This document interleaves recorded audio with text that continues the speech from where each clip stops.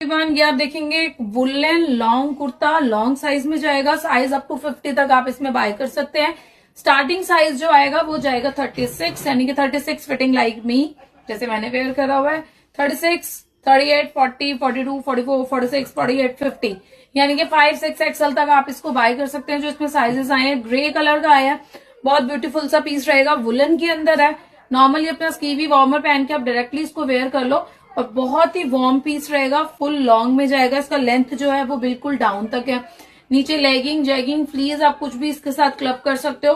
Side से रहेगा ये कुर्ते स्टाइल में, दोनों में स्लेट।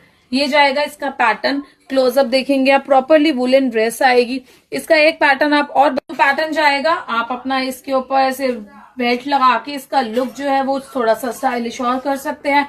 इस टाइप से आप इसमें बेल्ट लगाने के बाद इसको ड्रेसअप लुक दे सकते हो। ऑफिशियल लुक देना हो तो आप इसका बेल्ट जो है रिमूव कर सकते हो। तो